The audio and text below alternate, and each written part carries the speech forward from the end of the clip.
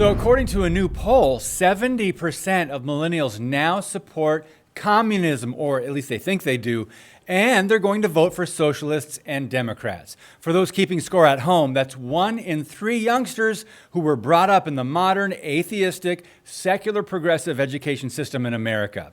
Not surprisingly, with the help of today's media and Democrat Party, these same millennials believe Donald Trump is a bigger threat to world peace than North Korea's Kim Jong-un and Russia's Vladimir Putin. Not making this up. Most of us born prior to 1980 learned the truth about socialism before history books were completely rewritten in government schools. What's so bad about communism, though, and what kind of death and destruction have socialist leaders inflicted on the world? That's what we're going to talk about. I'm David Fiorazzo, and this is Christ and Culture.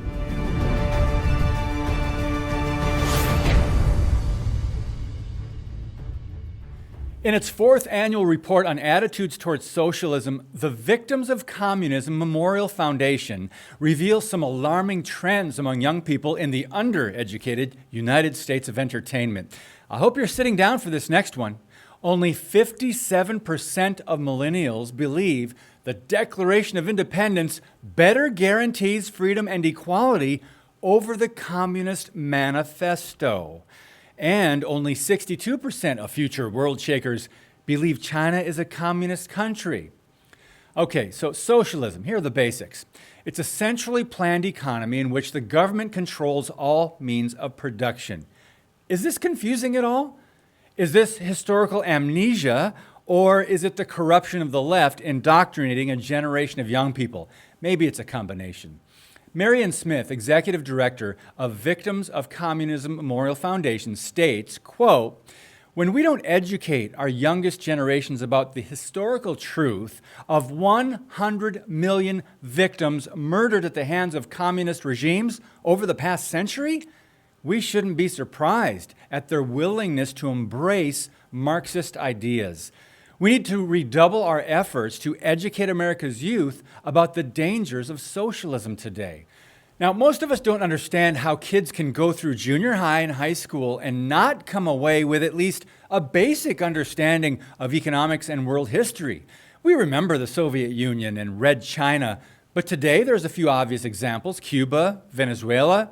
Rather than the unbiased facts, too many students buy into feelings-based liberal talking points about a softer, gentler brand of socialism. They follow people like Congresswoman Alexandria Ocasio-Cortez and Bernie Sanders, who wants to give them free stuff.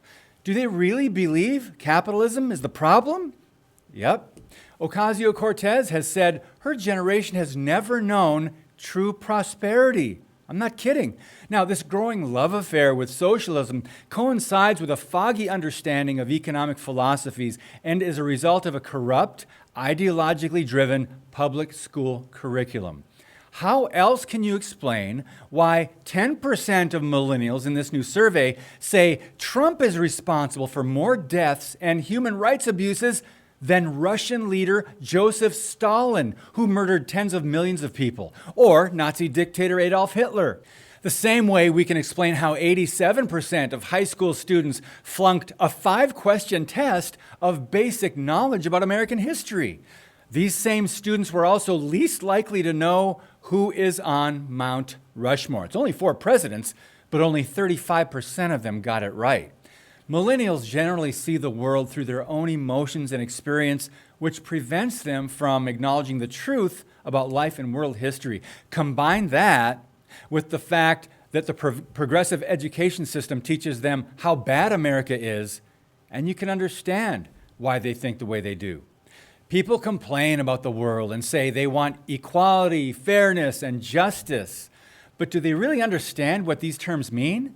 Those same people are often the first to deny God, the God who created us, to ignore the Bible, the truth, and to criticize the Judeo-Christian principles that have set the foundation for the great freedoms and moral values we have in America. Keep fighting the good fight, friends.